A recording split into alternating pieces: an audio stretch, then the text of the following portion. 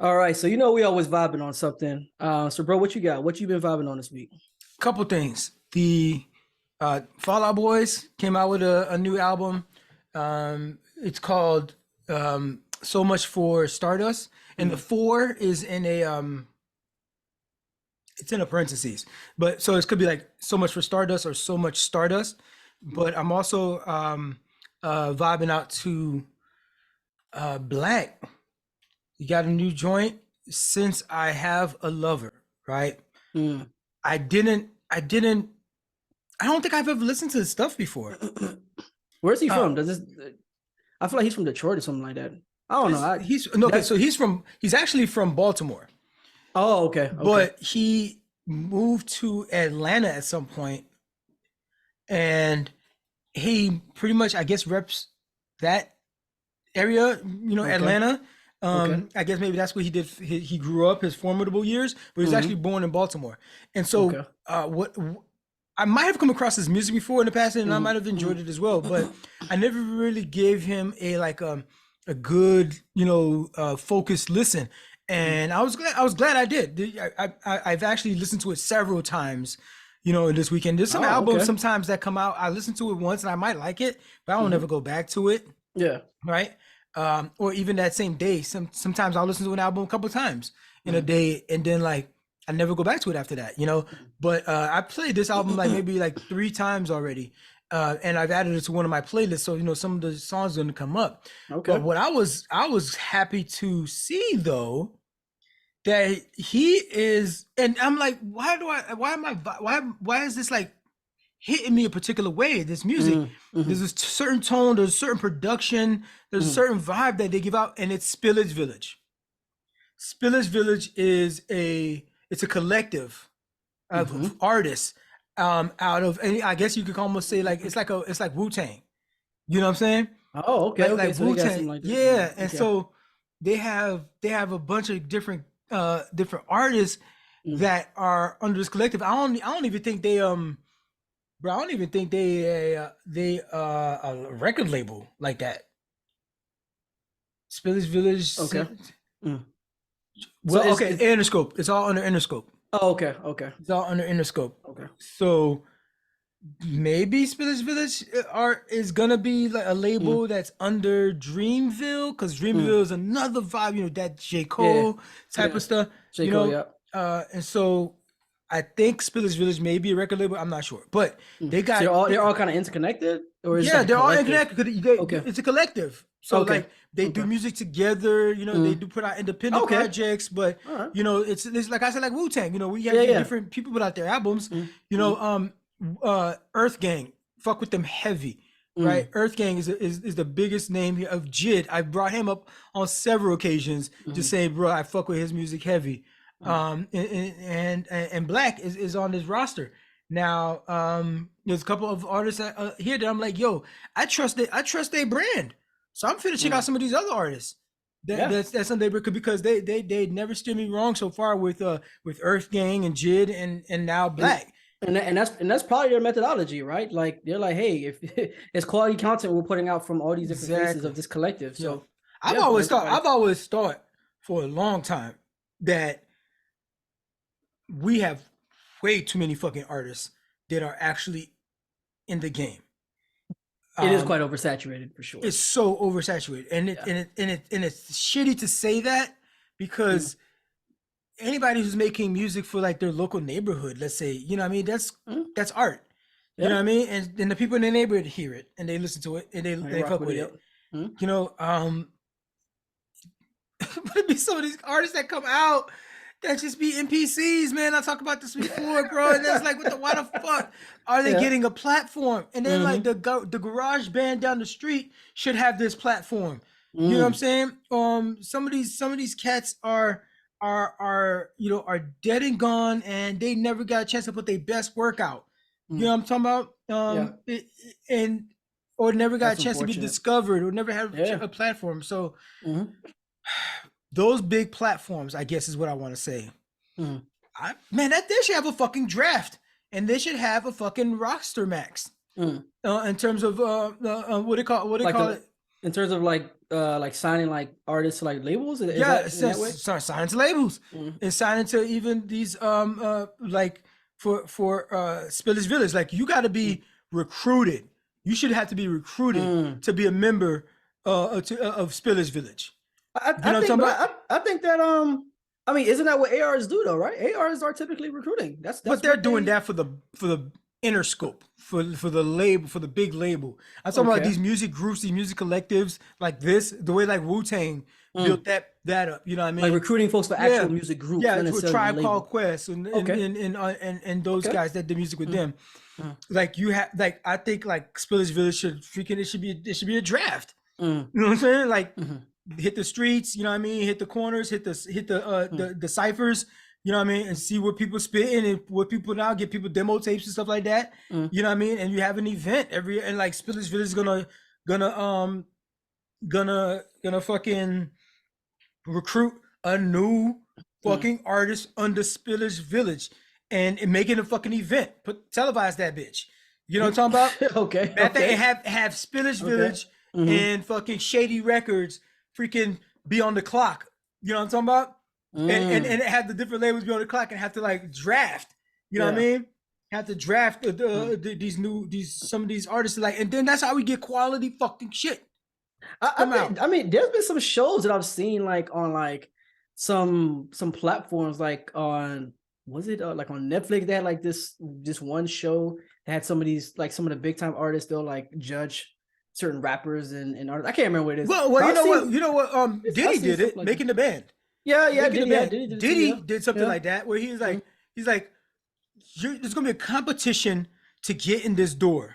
All right, we're gonna give you at least a run to where you do a couple of shows, you know, here and there, and we're gonna at least give you an album. You know what I mean? You do, and we're gonna pay for your studio time and give you one good album. You know what I mean? And see how you do with that. You know what I mean? And then you can take that career where it could take you. It could be with us, it could be with everybody else. So there was some kind of incentive there to be like, yo, you gotta win this competition of people who think they all nice, right? And American Idol does that. Get to the hierarchy American Idol does, but like American Idol isn't like a specific record label itself. Yeah, but, you know but usually those top 15, they go on to get other people to like a lot of them get signed. Even American Idol though don't got the fucking they ain't got their fucking palette that nice yet. Because they got some people that just came in here today and gone tomorrow. No, that's true. That's true. You got a lot of people that just came here today and gone tomorrow. They won the competition show because the competition show is talking about, you know, it's what's good for TV. They're not necessarily talking about what's good for music. Yeah. You know what I mean? Yeah. And sometimes it matches up with the music is good and what's good for TV and what's good for marketing. You know what I mean? Can win American Idol. Like somebody like Adele would not have won American Idol. that's very true. 15 years ago. She would not have won that. Absolutely not. 15 years ago. Even though I think she's great. I think she's one of the greatest singers in our generation. Yeah, but like they would have made all kinds of other decisions to where like she would have been weeded out early off of some fucking like arbitrary fucking judging like of standard of whatever they could feel like they could market. Yeah. You know, so I fucks with Dreamville. You know what I mean? I fucks with Spillage Village and Black. That's a dope name though. I like that. Spillage Village, bro. That's a fire name. They be rhyming, bro. They be all of them. Everybody that come under them just be like fucking. The shit just be pouring out of them, like, bro. Like they just like they're built for this. This is like they were born for this, and it just comes so natural to these cats. The way they just like flow on the beat it and stumble and they come back and then just be like, I meant to do that on purpose, kind of thing. You know what I mean? So Black does that in his music too. You know, and it's more R&B ish rap than rap R&B. You know, we have these artists now that kind of float back and forth like your Drakes and stuff like that. You know, but it's a bit more melodic but he's still kind of rhyming and kind of with the cadence of what would be kind of like a hip hop experience. Yeah, So sure. yeah, definitely rocking out to that Black. And of course that Fall Out Boy.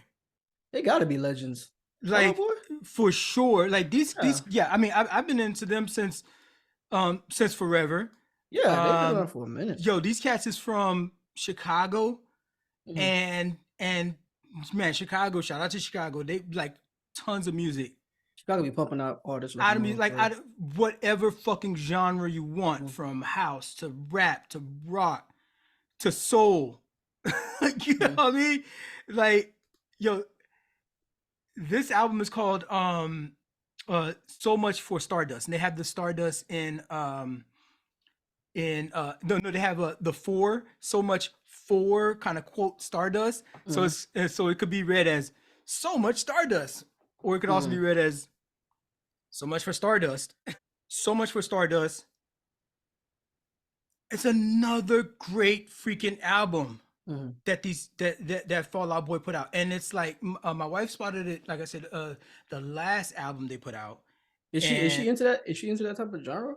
Or she just kind of heard it just based on what the thing is like Fall Out Boy is of pop rock, aren't they? They're pop rock. They're back in when I was first into them back in the 90s. Not in the 90s, but like early 2000s, right? Okay. Early 2000s. It wasn't in the 90s, but they was coming out. They came out of that transition of like these Papa Roaches, these Alien Ant Farms, these All American Rejects.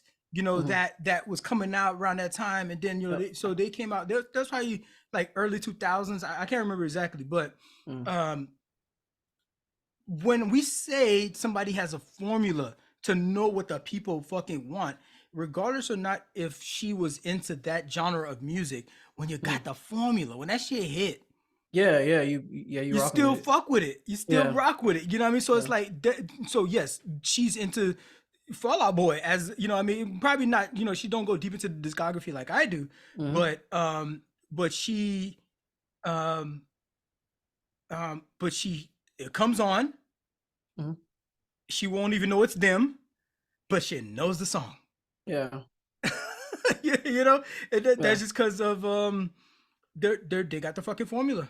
What was the name of their first album? Let me try to see if I can see the discography, man. Like Fall Out Boy.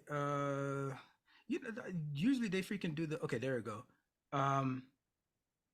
Yeah, I see there's so much for Stardust in parentheses, like you mentioned earlier. Going all into awards. Okay, so the discography. Take This to Your Grave. So that's 2003. That's what it looks like here. Yeah. Take This to Your Grave, 2003. Man, it was a great album. They got several albums. Save Rock and Roll was amazing. American Beauty, American Psycho was a good album. Actually, it might have ended up being a great album to me, but I did not like it the first time I heard it. American Beauty, American Psycho, I did not like it the first time I heard it, and it grew on me, and then they're like, man, this shit is banging. Why is that? I don't know what happened. I don't know, but it took a second to grow, but they got me. They ended up getting me with it, and like I've been into their shit since forever, and now So Much for Starters. So now here's the thing.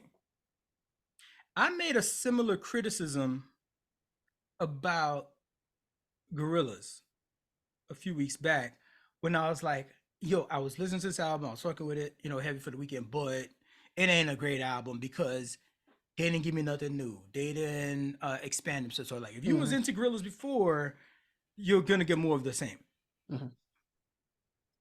I don't feel that same energy with Fall Out Boy because they still like, bro, it's hard to still be pumping out emo pop rock right now. Like that was a whole wave back then. Yeah. You had My Chemical Romance, what I'm talking about? You had freaking Panic at the Disco, what I'm talking about? A lot of bands that were popping. A lot of emo pop rock stuff. And now you're still kind of leaning that way. But something feels fresh. I don't know what it is. I can't tell you. Gorillaz ain't hit it. They, and find that ingredient. But Fall Out Boy did. You know what I mean? It's 2023. This is 20 years in the game. Yeah. 2003 to 2023, 20 years in the game.